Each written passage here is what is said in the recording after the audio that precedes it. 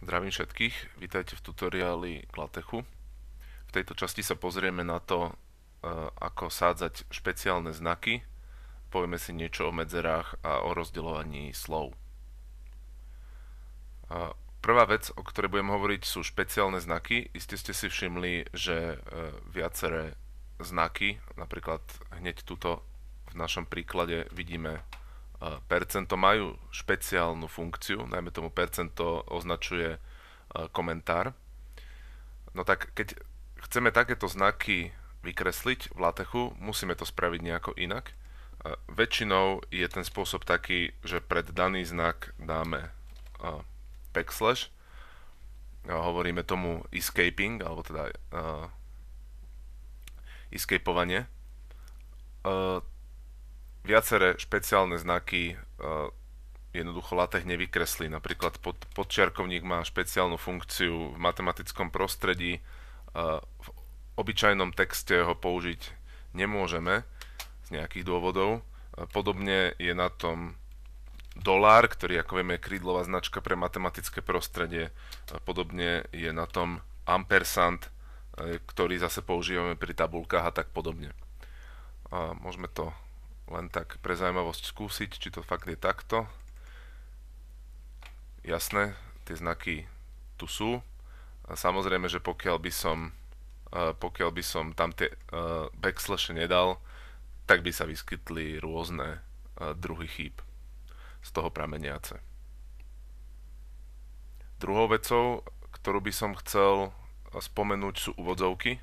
Úvodzovky v LaTeXu môžeme písať všeliak, ale nie vždy máme zaručené, že sa naozaj vykreslia tak, ako by sme chceli.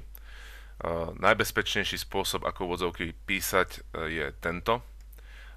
Predné úvodzovky píšeme dvoma po sebe idúcimi spätnými apostrofmi, koncové odzovky dvoma po sebe idúcimi obyčajnými apostrofmi.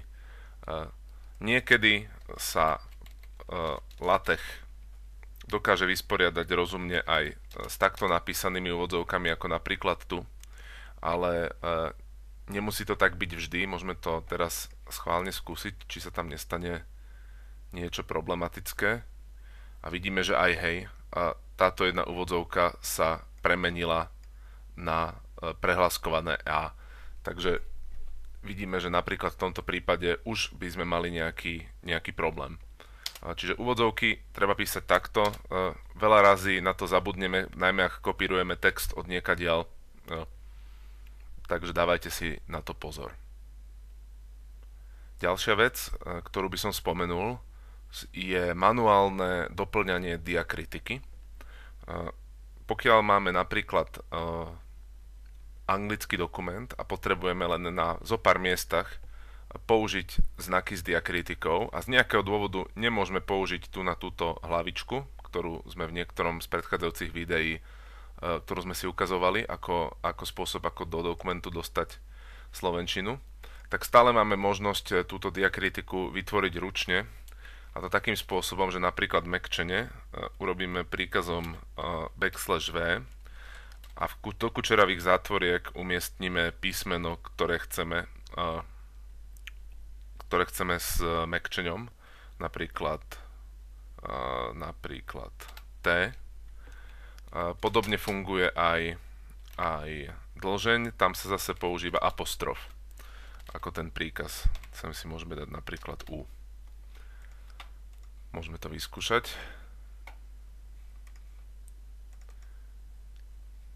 Máme to tu. Je dobre to vedieť, bude sa vám to možno hodiť. Podobne ako v dokumente to môžete použiť napríklad aj v bibliografickej databáze v súboroch bib. Tie častokrát využívajú práve tento typ zápisu. Samozrejme, že napísať dlhý dokument s diakritikou takýmto spôsobom by bolo problém. Okrem iného je to dosť nečitateľné, ale v malej miere sa vám to môže hodiť. Ďalšiu vec, ktorú by som spomenul, ktorú som spomínal už aj predtým, to je plná medzera. To znamená tilda, znak vlnovky.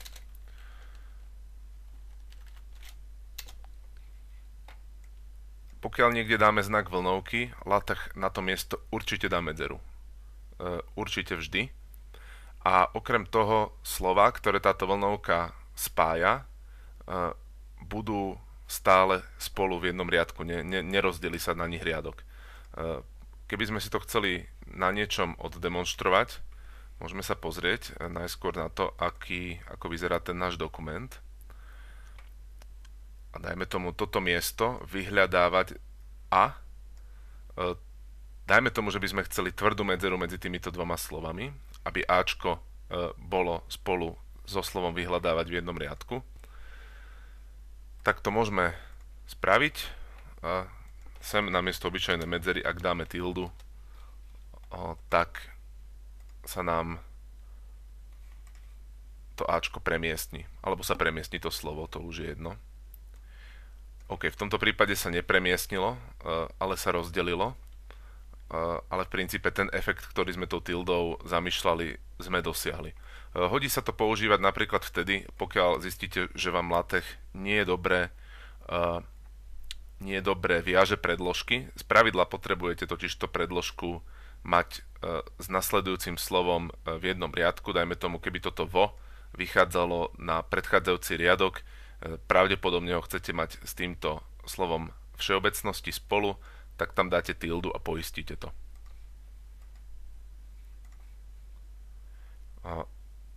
Okrem toho viete takisto šepkať LaTeXu alebo prinútiť LaTeX, aby vám niektoré slova rozdeľoval na konci riadkov, respektíve aby ich nerozdeľoval. Napríklad, opäť sa môžeme pozrieť do tohto dokumentu. Dajme tomu, že slovo vyhľadávať nechcete mať rozdelené, chcete ho mať neustále spolu. To znamená, ak sa vyskytne prípad, že to slovo je na konci riadku a LaTeX by ho chcel rozdeliť, tak mu ho proste nedovolíte rozdeliť. To zabezpečíte príkazom mbox.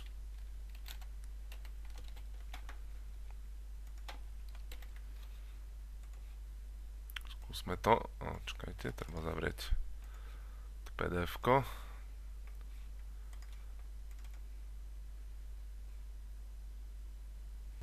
Vidíme, LaTeX posunul to slovo radšej na nový riadok, aby ho nemusel oddeliť. Pokiaľ to chceme spraviť na jednom mieste, pomôžeme si takto mboxom. V prípade, že to chcem urobiť pre všetky výskyty slova vyhľadávať, môžem to takisto spraviť, ale robí sa to v preambule príkazom hyphenation, do ktorého v podstate môžeme uložiť jedno alebo viacej slov a naznačiť pri tom, ako majú byť tieto slova rozdeľované. Čiže ak sem napíšem slovo, ktoré to bolo, vyhľadávať takýmto spôsobom, tak som tým vlastne LaTeXu povedal, že nerozdeľuj ho nikdy. A pokiaľ by som si vybral iné slovo, napríklad slovo nejaké také, ktoré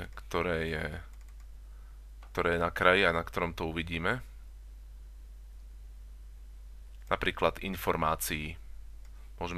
Môžeme LaTeX prinútiť napríklad k tomu, aby nám ho rozdelil medzi inými dvoma písmenami, napríklad tu o jedno písmeno posunuté. To je samozrejme proti pravidlám slovenčiny, alebo teda toho, ako rozdeľujeme v slovenčine slová, ale môžeme to spraviť.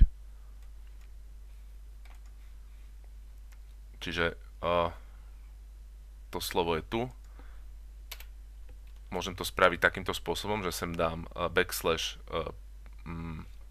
pomlčku. Vtedy to spravím lokálne. Teraz ho LaTeX radšej ani nerozdelil. Alebo to definujem spôsobom, že to slovo napíšem sem.